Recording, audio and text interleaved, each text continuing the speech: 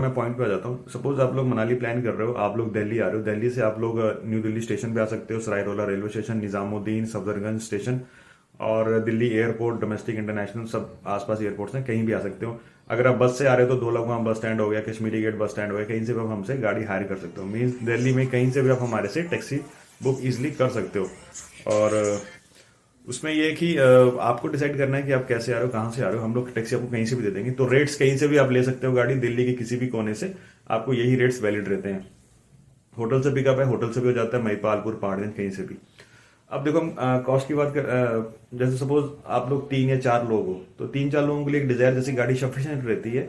Means जिसमें जैसे Dzire को यहाँ पे दिल्ली में सेडान गाड़ी बोलते हैं, जिसमें डिजायर आ जाती है, Honda Amaze, Hyundai Accent, Tata Zest, Swift Dzire, plus आपका Toyota Etios, Maruti Ciaz, Hyundai Verna, ये सब सेडान कैटेगरी की गाड़ियां होती हैं।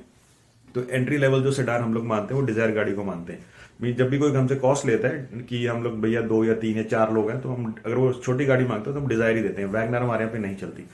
अब देखो होता क्या है कि नॉर्मली 5 डेज का प्लान आप लोग बनाते हो मनाली का। अब उसमें हम क्या क्या कवर करते हैं, जैसे दिल्ली से मनाली गए तो काफी लोग पूछते हैं भैया रात में शुरू करें दिन में शुरू करें।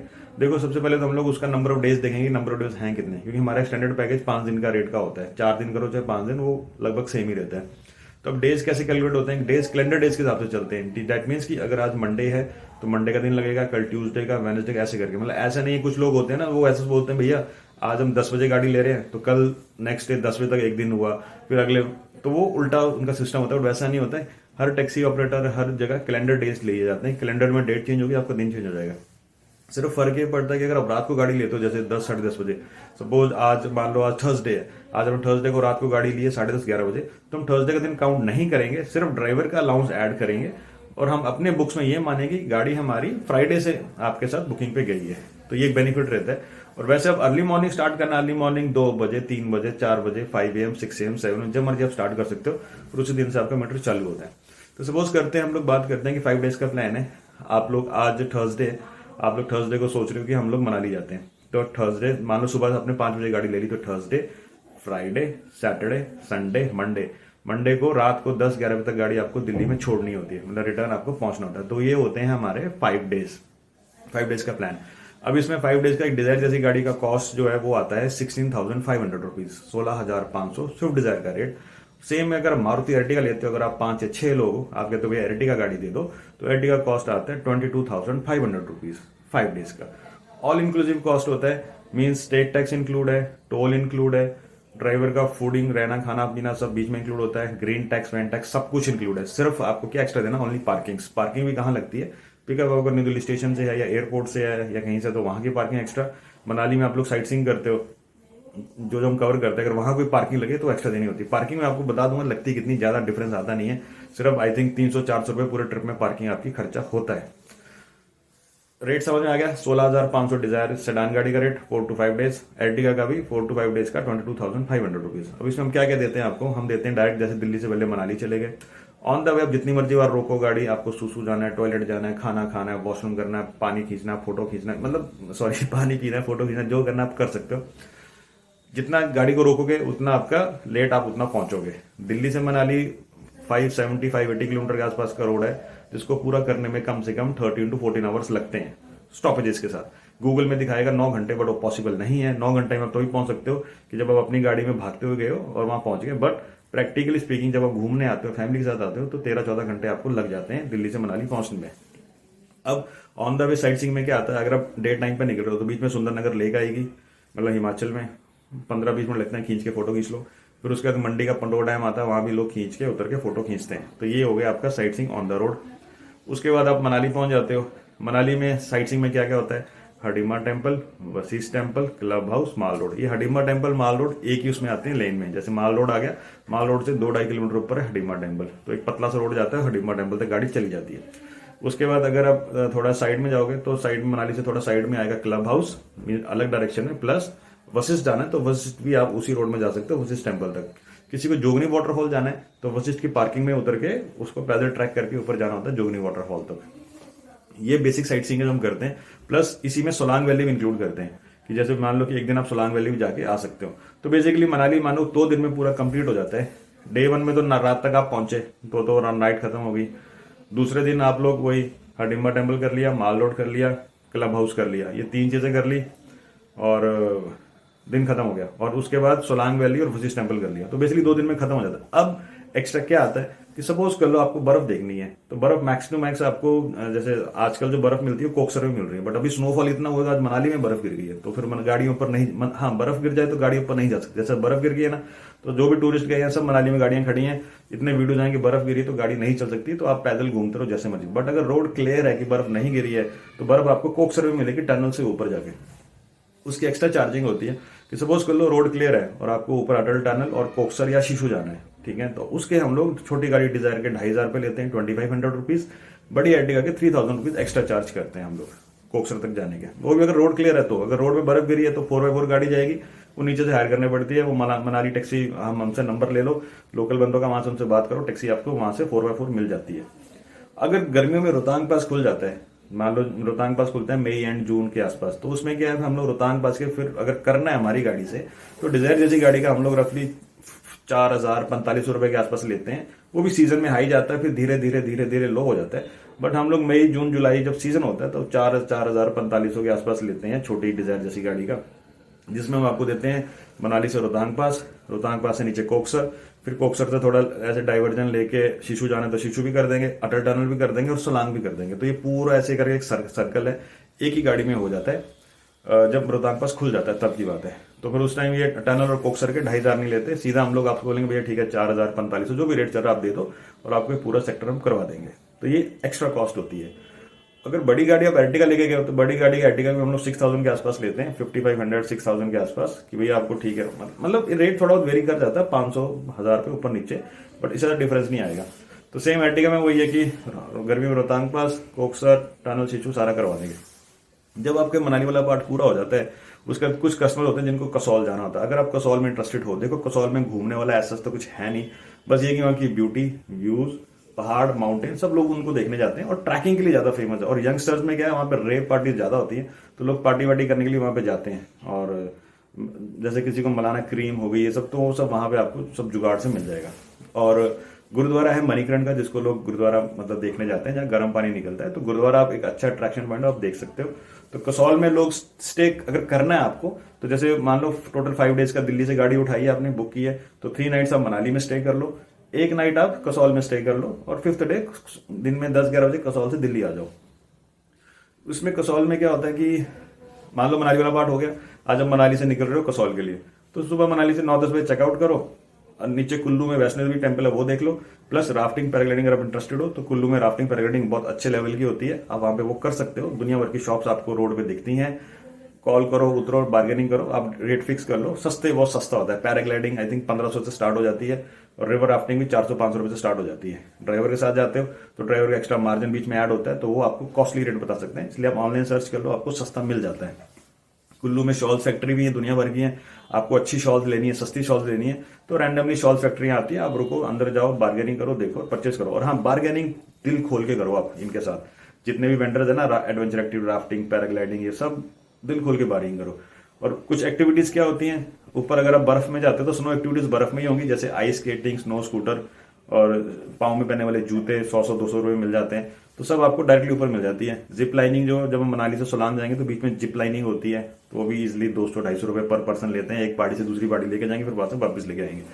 और जब ये सारा पार्ट हो गया, आप लोग कसौल पहुंच गए। कसौल में वही पार्वती रिवर जो कसौल के साथ ही बहती है, कुल्लू के साथ ही जो नदी है पूरी बेसिकली पार्वती रिवर ही एक तरह से है। और एज सच आपको अगर नदी में घुसना है, एंटर करना है, तो कुल्लू में कहीं भी बीच में जगह जगह स्पॉट्स बने नदी में जाने के लिए, आप जा सकते हो।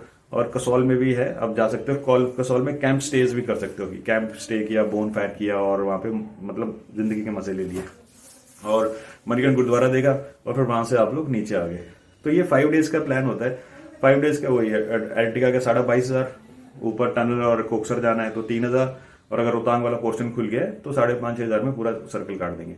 और डिजायर जैसी गाड़ी का रेट है 16,500, प्लस ऊपर के 2,000 रुपये एक्स्ट्रा। देखो मैं अभी फिर बता रहा हूँ, कोई टैक्स इंक्लूड नहीं है, कोई टोल इंक्लूड नहीं है, मतलब आपने कुछ नहीं देना है, वो हमने मतलब हमारी साइड है, मीन्स इंक्लूड मीन्स आपकी कॉस्टिंग में कुछ भी एक्स्ट्रा पेमेंट नहीं है। जैसे कुछ कंपनीज होती है ना कि भैया वहाँ का ग्रीन टैक्स लगेगा, वहाँ की पर्ची लगेगी, वहाँ का फलाना ढिमका ये वो लगेगा, बट हमारे यहाँ ऐसा ढिमका ढुमका फलाना कुछ नहीं है। एक रेट आपको बता दिया, बस यही है। पार्किंग एक्स्ट्रा होती है, पूरे ट्रिप में 300-400 रुपये ज़्यादा पार्किंग आपकी नहीं लगेगी, पार्किंग सब बीच में इंक्लूड होती है। और सारे डे ट्रिप्स होते हैं, सिर्फ ड्राइवर की नाइट लगती है, वो भी 8 बजे के बाद। जैसे आप कभी कभी होता है ना कि मनाली में वो 8 बजे के बाद आपको डीजे पार्टी खाने पीने कहीं जाना है, तो ड्राइवर अगर कंफर्टेबल है उसको 200 से 250 रुपये नाइट देनी होती है, आप उसको दे सकते हो। अगर वो जाना चाहते हो तो उसको ले जाओ, उसको नाइट एक्स्ट्रा दे दो। कुछ ड्राइवर नहीं जा सकते क्योंकि ड्राइवर को भी अपना रहना खाना पीना इंतजाम करना होता है, इसलिए 8 से पहले पहले आप लोग उसको ड्राइवर को कहीं जाना है, साइट सीइंग जो आपका रह गया है, फिक्स साइट सीइंग होते हैं कि ये हम करवाएंगे। ऐसा नहीं है कि ऑटो रिक्शा नहीं है कि भैया बैठो चलो फुट स्टार्ट किया और चल भैया वहां जाना, ऐसा नहीं होता है। तो एक स्पेसिफिक साइट सीइंग होते हैं जो हमने आपको बताए, वो सब गाड़ी आपको करवाती है। उसके बाद अगर आपको लगता है ड्राइवर को जैसे कुछ साइट सीइंग रह गया, माल रोड रह गया कि भैया शाम को माल रोड जाना है खाना खाने के लिए, ड्राइवर कंफर्टेबल आप गाड़ी ले जाओ और उसको वही नाइट आपको देनी पड़ती है। और ये सब हो गया। एंड और क्या रहेगा, और तो सब हो गया। बाकी आप लोग कभी प्लान करते हो बुक करो, कभी भी गाड़ियां हमसे बुक कर सकते हो। हाँ, और गर्मियों में एक चीज और, एसी नॉन एसी का बड़ा चक्कर पड़ता है। देखो आजकल विंटर्स हैं, सब गाड़ियां नॉन एसी जाती हैं क्योंकि एसी किसी को जरूरत पड़ती नहीं है। फिर भी गाड़ियां एसी हैं, अगर आपको लगता है हाईवे में एसी की जरूरत है तो आप एसी यूज कर सकते हो। बस कंडीशन ये कि वाकई में गर्मी होनी चाहिए। नहीं तो कभी कभी होता है ना, कुछ कस्टमर ऐसे होते हैं वो सोचते हैं कि भैया एसी चालू कर दो, हमने जैकेट पहनी है, स्वेटर पहनना है, सर में टोपी लगाई और एसी चालू कर दो, पोल्यूशन आ रहा है, तो ड्राइवर एसी नहीं लगाएगा उस कंडीशन में। क्यों? क्योंकि एसी से वो इतना अंदर ठंडा हो जाएगा कि ड्राइवर बीमार हो सकता है, तो इसलिए वो एसी नहीं। पर गर्मियों में जब एसी की जरूरत पड़ती है तो हाईवे में पूरा एसी है। जब आप दिल्ली से जाते हो, दिल्ली से हमारा पूरा हाईवे में चंडीगढ़ तक जो भी मतलब चंडीगढ़ की साइड से निकलती हैं गाड़ियां, खरड़ होकर सब एसी ऑन रहता है। बट जहां पे हिमाचल के हिल्स शुरू हो जाती है, पहाड़ी इलाका शुरू हो गया कि जहां पे गाड़ी का गियर डाउन हो गया, जहां पे गाड़ी दिख रहा है कि थर्ड फोर्थ में चल रही है, 5वां गियर गाड़ी में नहीं डल रहा, तो वहां पर ड्राइवर एसी बंद कर देते हैं पहाड़ों में, ताकि गाड़ी इजिली स्मूथ आपकी फ्लो कर सके। अब काफी लोगों का क्वेश्चन होता है कि भैया हम तो अपनी गाड़ी में एसी ऑन करते हैं चलते हैं, पर देखो आप अपनी गाड़ी में चलते हो जिसकी लाइफ तो नंबर ऑफ ईयर्स तो काफी है, बट किलोमीटर वाइज आपकी गाड़ियां कम चलती हैं। हमारी जो टैक्सी गाड़ियां हैं ये एक महीने में 5-6 हजार किलोमीटर रनिंग करती हैं, तो इनको वेल मेंटेन रखना पड़ता है ताकि लॉन्ग रन में चलती रहे। तो इसलिए पहाड़ों में हर ड्राइवर, हर गाड़ी वाला एसी अपना बंद कर देगा। सिर्फ कुछ केस ऐसे होते हैं जिसमें कस्टमर कुछ एक्स्ट्रा पेमेंट देता है, तो हम ड्राइवर कहते हैं ठीक है भाई पहाड़ों में एसी ऑन कर दो, बट चढ़ाई में बटन को एसी को बंद कर दो, ब्लोअर को ऑन रहने दो, बट उसका एक्स्ट्रा चार्ज लगते हैं, डिपेंड करता है रूट वाइज रूट। और ये हो गया एर्टिगा का। अगर आपको इनोवा गाड़ी चाहिए सेम रूट के लिए 5 डेज के लिए, आप कहते हो हम टोयोटा इनोवा में जाएंगे, एर्टिगा हमको सूट नहीं करती, टोयोटा इनोवा दे दो। टोयोटा इनोवा का देखो अपना रुतबा, अपना वो है, मीन्स कंफर्टेबल है। टोयोटा इनोवा आपको पड़ती है 26,000 रुपीज़ की, और ऊपर का सेम ही है, ऊपर टनल कोक्सर का 3,000 है, और रोहतांग वाला पोर्शन खुल गया तो 6,000 रुपीज़ के आसपास एक्स्ट्रा। ये टोयोटा इनोवा की बात कर रहा हूँ मैं। अगर आपको चाहिए Toyota Innova Crysta new model वाली, उसका हम लोग लेते हैं रफली 30,000 रुपीज़, 5 डेज का 30,000 है, और ऊपर वही बाकी सब सेम है। ऊपर थोड़ा बहुत सीजन में प्लस माइनस हो सकता है, बट ये रेट हमेशा यही रहता है। और हमारे पास टेम्पो ट्रेवलर्स भी होते हैं, 12 सीटर, 13 सीटर वाले, 14 सीटर, उसका रेट अलग से आपको मिल जाता है। आप हमें कॉल करो, आपको रेट भी दे देंगे। देखो फाइनल क्वेश्चन, बुकिंग कैसे करें? काफ़ी लोग कहते हैं कि भैया यार बुकिंग कैसे करें, आप हमें गाड़ी दे दो। देखो बुकिंग के लिए ऐसे एक सिंपल प्रोसेस है जो पिछले काफ़ी सही टाइम से हमारे यहाँ पे चल रहा है। आपको अगर गाड़ी लगता है कि बुकिंग करनी है, कंफर्टेबल हो, तो व्हाट्सअप करना होता है एक आपका आईडी प्रूफ, एक ऑल्टरनेट नंबर, दिल्ली का पिकअप एड्रेस के लिए अगर आपका एयरलाइन से मतलब एयरपोर्ट से पिकअप है तो ट्रेन का टिकट या प्लेन का टिकट, और अगर रेलवे से पिकअप है तो ट्रेन का टिकट चाहिए, या फिर होटल का एड्रेस चाहिए, या दिल्ली का एड्रेस जहाँ से पिकअप करना है वो चाहिए। प्लस हम लोग भी अपने से रिटर्न में सब देते हैं, जो आपको ये वीडियो में दिख रहा है वही सब रिटर्न में आपको देते हैं कि सर ये टर्म्स कंडीशन ये सब आपका इंक्लूड है, और आप ये गाड़ी बुक कर लो। बुकिंग के लिए फाइनली आपको मिनिमम 2,500 रुपये एडवांस पेमेंट करने पड़ती है। अगर छोटी गाड़ी तो 2,500, बड़ी एर्टिगा 3, क्रिस्टा है तो मिनिमम 5,000 रुपीज़ एडवांस पेमेंट आपको करना पड़ता है बुकिंग के लिए। बैलेंस पेमेंट का शेड्यूल मिल जाता है, कभी कभी हम शेड्यूल देना भूल जाते हैं, बट अगर कस्टमर मांगे तो हम शेड्यूल दे देते हैं कि आपको जैसे जैसे ट्रिप चल रहा है वैसे से पेमेंट करना है। कि जैसे मान लो डे 1 में आपने सपोज एर्टिगा गाड़ी ली है, आज आपका पिकअप हो गया, मनाली जा रहे हो, आपने 2,500 एडवांस दिया है, जो भी है, आज आप निकल रहे हो तो आप बोला था कि ठीक है बैठते ही आपको 10,000 पे करने हैं, फिर 2 दिन बाद आपको 5,000 पे करने हैं, और अगर ऊपर रोहतांग टनल जा रहे हो तो उसका पेमेंट उसी दिन आपको पहले ऑनलाइन पे करना है। बैलेंस कुछ रह जाता है 4-5 हज़ार रुपये, वो जब रिटर्न में लास्ट डे आ रहे हो तब ऑन द वे आप लोग पे कर सकते हो। मतलब हमारे यहाँ उधार नहीं होता कि भैया मैं, कुछ लोग होते हैं ना कि भैया 2,000-3,000 दे रहा हूँ, या अभी आप 10 ले लो बाकी मैं आने के बाद दूंगा। तो हमारे यहाँ आने के बाद कुछ नहीं होता है, ड्यूरिंग द ट्रिप सब कुछ चलता है, ताकि कस्टमर को भी दिक्कत ना हो पैसे देने में, और हमको भी दिक्कत ना हो, कि मेरे एक ट्रस्ट लेवल बना रहे। और कभी कभी ऐसा होता नहीं कस्टमर लास्ट में पेमेंट देगा, तो कस्टमर का भरोसा नहीं होता, ये दिक्कत है। और हम ये भी नहीं कहते कि आप डे 1 में सारा पेमेंट दे दो, क्योंकि हमें ड्राइवरों का वो भी नहीं होता है कि लालच आ गया, पता लगा ड्राइवर ने पैसे कहीं खर्च कर दिए, गुम कर दिए, और फिर प्रॉब्लम हो गई। तो इसलिए साथ चलना चाहिए, सबको ठीक रहता है, सब कंफर्टेबल रहते हैं। और सब यही सब था हमारे ब्लॉग में। तो मैं उम्मीद करता हूँ कि आपको ब्लॉग पसंद आया होगा। देखो हमारे पास जगह जगह से टूरिस्ट आते हैं, कर्नाटका, उड़ीसा, बॉम्बे, महाराष्ट्र, गुजरात और दुनिया भर के, बांग्लादेश, नेपाल, और फॉरनर्स बड़े कम आते हैं, बट कभी बार फॉरनर्स भी आ जाते हैं। मनाली के केस में, आगरा के केस में फॉरनर्स आते रहते हैं, बट मनाली फॉरनर्स कम ही जाते हैं। बट ये कि हमारे पास बुकिंग्स काफ़ी चलती हैं, तो हमारे पास ड्राइवर सब वेल एक्सपीरियंसड है, वेल हिट है, ड्राइवर को सब पता है, पूरा नॉलेज है उनको कहाँ कहाँ घुमाना है। बट हम लोग फिर भी हर कस्टमर को लिख के बताते हैं कि भैया ये आप लोग जा सकते हो। अगर ड्राइवर नहीं लेके जाता है तो आप हमको फोन करो, हमें कॉल करो, कोई दिक्कत परेशानी आती है तभी हमें फोन करके बता दो। अगर सब कुछ ठीक है तब तो वेल एंड गुड, बट अगर कभी कुछ लगे ना, कुछ प्रॉब्लम है या कुछ टाई अप नहीं हो रहा है या कुछ आपको लग रहा है अंडरस्टैंडिंग कम्युनिकेट नहीं हो रहा, तो आप हमसे एक बार कंसल्ट कर सकते हो। जब मर्जी कॉल करो, 24 आवर्स हमारे नंबर चलते हैं। 24 आवर्स ऐसा नहीं है कि कंपनी होती नहीं कि रात को 9 बजे कॉल ना करो, हमारे 24 आवर्स आप बुकिंग कर सकते हो। 24 आवर्स हमारे यहाँ सर्विस चलती है। तो उम्मीद करता हूँ फ्रेंड्स आपको ये ब्लॉग पसंद आया होगा, और आपके काफ़ी हद तक मैंने डाउट्स क्लियर करने की कोशिश की थी। बट फिर भी डाउट्स, अगर फिर भी कुछ डाउट्स रह जाते हैं तो आप हमें कभी भी कॉल बैक कर सकते हो। हम लोग आपकी सेवा में हमेशा उपस्थित रहेंगे, और आप लोग हमें कभी भी संपर्क करो, कभी बुकिंग कर सकते हो। एंड बस यही सब है। फिर भी डाउट्स तो रह ही जाते हैं, हम लोग इंडियंस हैं, थोड़ा बहुत पूछना बनता ही है, और जब तक बात ना करें तो कंफर्टेबल फील नहीं होता है। तो आप नंबर्स दिए स्क्रीन पे, आप कॉल कर सकते हो। So my name is Vivek and you're watching G Transporters, G Passengers. Thanks for watching. Take care. Bye bye.